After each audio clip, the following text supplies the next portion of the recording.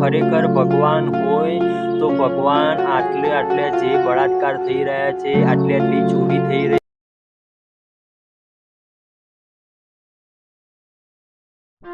જે લોકો બારેજા જેવા સાનિધ્યના અંદર નથી જતા એ લોકો ખોટી ઘણા ખરા લોકો હવામાં વાતો કરતા હોય છે.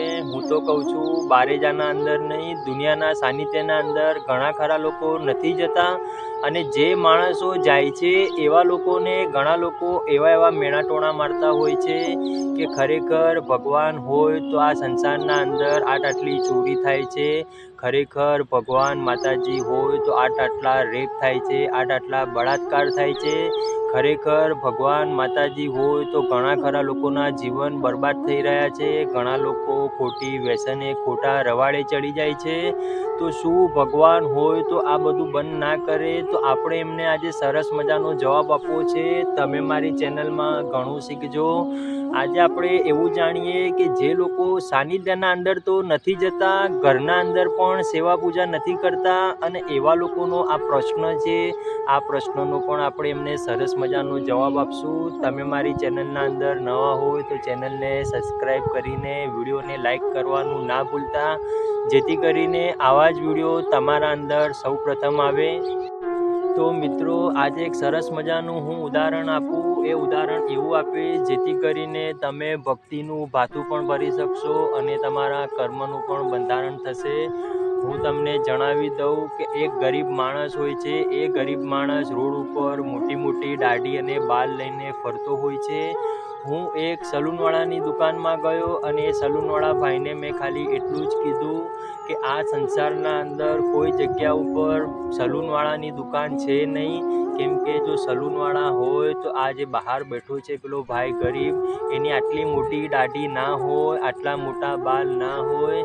ત્યારે એ સલૂનવાળા ભાઈએ ખૂબ જ સરસ મજાનો જવાબ આપ્યો. એમનું કહેવું એવું હતું કે સલૂનની દુકાન તો ઠેકાણે છે, પણ એ ભાઈએ બાલ ને દાઢી કરાવી હશે તો મારા સલૂનની દુકાનમાં આવવું પડશે.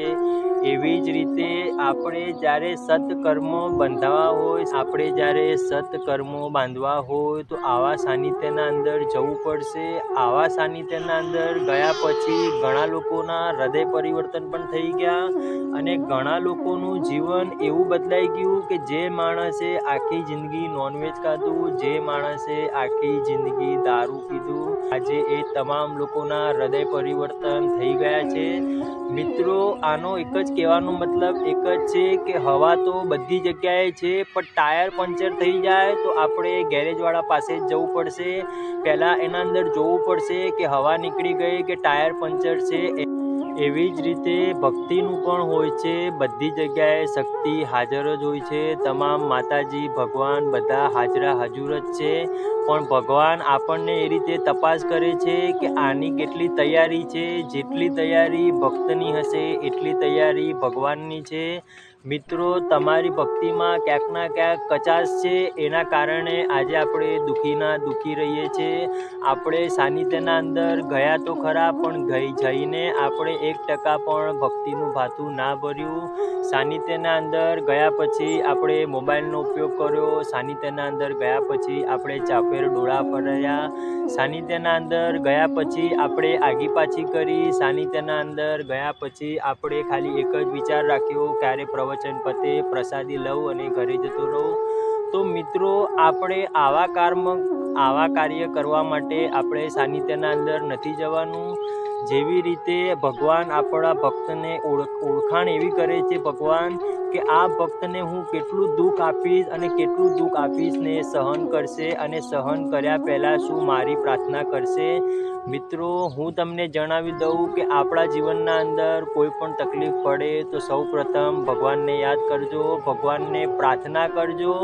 તમારા ઘરના અંદર જો કોઈ મોટી ઉપાધિ આવી ગઈ હોય તો પહેલાં ભગવાનને પ્રાર્થના કરજો. પ્રાર્થના કરીને એનું જે પણ રસ્તો જે સામાજિક જે આપણે દવા દારૂ જે કરવાનું હોય એ તો કરવાનું જ છે, પણ આપણે સૌપ્રથમ દિલથી પ્રાર્થના કરવી છે. પ્રાર્થના એક જ સેકન્ડના અંદર થાય. પ્રાર્થના કરવા માટે આપણે કોઈ તપ કરવા બેસવાનું નથી. કોઈ પણ સાનિધ્યના અંદર જાઓ ના જાઓ, પણ જો ઘેર બેઠા પણ ખરા મનથી પ્રાર્થના થઈ જાય તો ભગવાનને તમારી વાત સાંભળવી જ પડે છે. માતાજી આપણી કુળની દેવી ક્યારેય પોતાના દીકરાને હેરાન ના કરે. માતાજી ક્યારેય કોઈને દંડ નથી આપતા, પણ આપણા કર્મો એવા હોય છે, અમુક આપણા નીચ કર્મના આધીન જ આપણને એ ફળ ભોગવવું પડે છે.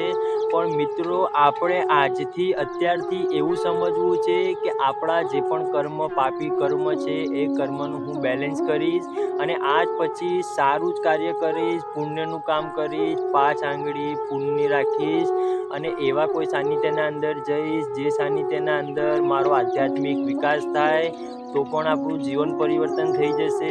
મિત્રો, ઘણા ખરા લોકો એવું પણ કહે છે કે સાનિધ્યના અંદર 2 વર્ષથી જાઉં છું, છતાં પણ હું દુઃખીના દુઃખી છું. તો ક્યાંક એવું આપણું કર્મ રહી જાય છે, ક્યાંક આપણી એવી ભક્તિમાં કચાશ રહી જાય છે, ક્યાંક ના ક્યાંક કંઈ ના કોઈ અડચણ આવીને ઊભી રહે છે.